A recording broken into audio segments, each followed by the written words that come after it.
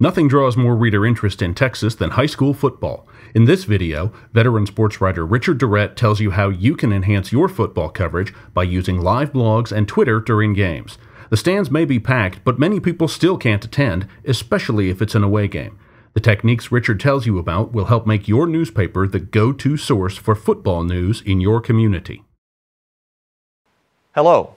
I want to talk to you about 3 things today that can help you maybe do your overall job just a little bit better as you try to interact with readers. And that's really the main thing here. It isn't just about what we're writing so that folks can read it. It's interacting with them. And there are 3 good ways to do that. There's chatting during the game or even after games. There's blogging, utilizing your blog to help you get some information in there that maybe you wouldn't get in the paper or can get online quicker, of course, than you would in the newspaper. And Twitter. We're going to talk about those 3 things. And let's start with the blogging aspect.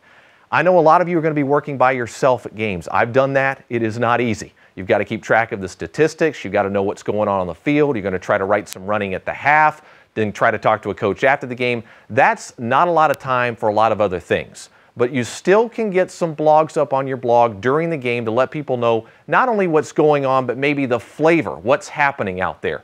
I think a little bit of play-by-play is a good thing at high school games.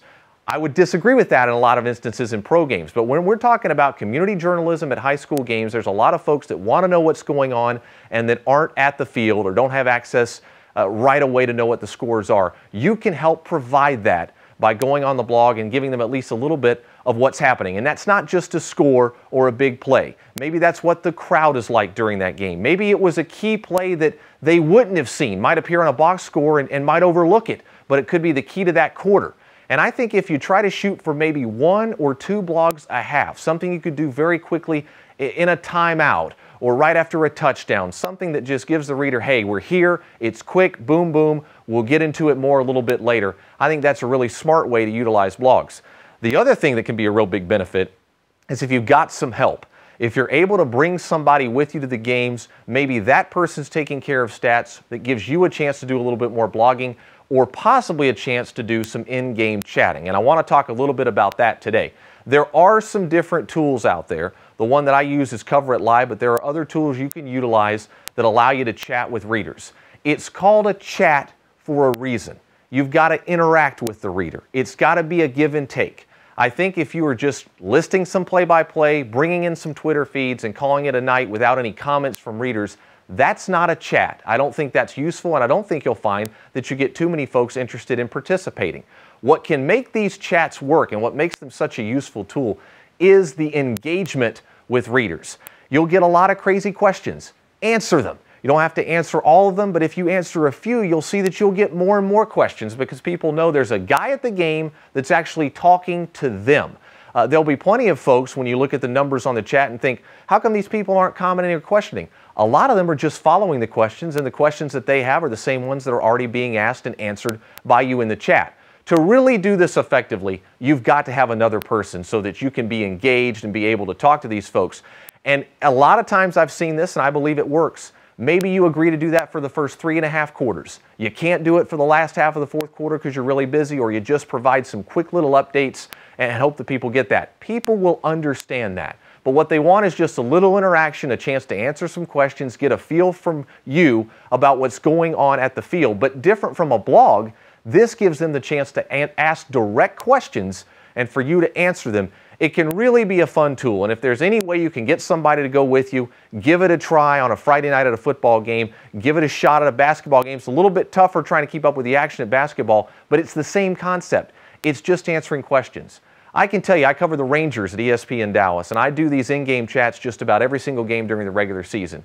9 times out of 10, we're rarely talking about actual plays on the field from that game. We're talking about different things going on with the team, big picture things. Sometimes we don't even talk baseball. That's what happens when the game lasts 4 hours. But they're engaging. People ask us questions, we answer them. We provide some information where needed, some context where needed, but a lot of times they're watching the games along with us, so they don't need the play-by-play or different things from me. All they need at that point is a chance to interact and get some questions answered, so that's what we do. So let me challenge you. Try these chats. Now, what happens if you don't have help? What happens if you can't go and get somebody to help you at a game where you can engage with readers there during the game? Try it before or after. It could be a nice preview tool. Maybe you look forward to the game, you put something on your blog, hey, I'm going to be chatting Friday morning at 11 about this game tonight, and see if you can answer some questions going into the game. Maybe it's a good time to have a big Monday football chat, and you do it in the mornings right after the weekend. Maybe you can get a coach to even join you and answer some questions. There are a lot of ways to utilize that tool where you can engage with readers, and I would challenge you to do that when they're at work as well, not just on the Friday nights of the football games, but when it's during the working day. A lot of times during lunch is a pretty good time to do these because folks have a chance to take maybe a 15, 20, 30-minute break and can ask a few questions and see what's going on in the chat room. So try to utilize the tool that way. The other thing, and I know many of you are already on it, if you're not, you need to be on Twitter. That's where a lot of folks get information. I know that I use that as just a quick reference guide of what's going on. I follow a lot of different things, whether it's politics or sports or news, and I can get a quick look on my phone or on my computer as to what's happening during the day. Boom, boom, boom, it's right there for me. Same thing in sports. Plenty of folks that utilize this tool to see what's going on throughout the sporting universe, and that applies to high schools.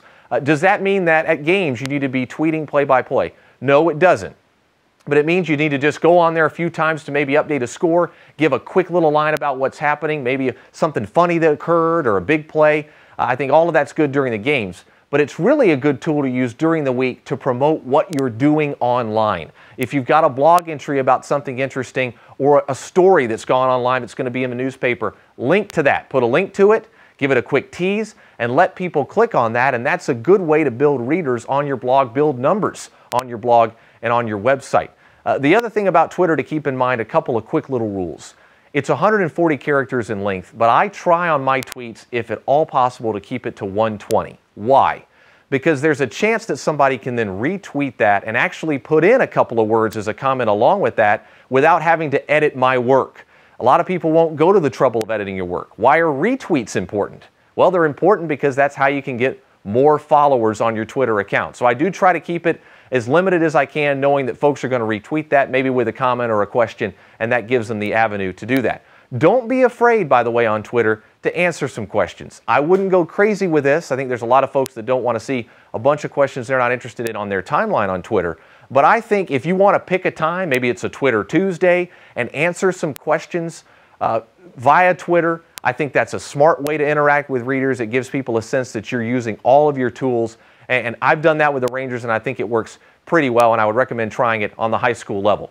Just remember, you are the advocate for these folks. You are looking at this through a fan's eye. They rely on you not only for information, but they rely on you for opinion and for analysis. You've got to be their voice at these games. And we talk about that a lot with various aspects of government, but it applies to sports. So keep that in mind. Understand what you're doing and who you're doing it for, and try your best to utilize these tools to help you do your job better. Thanks very much.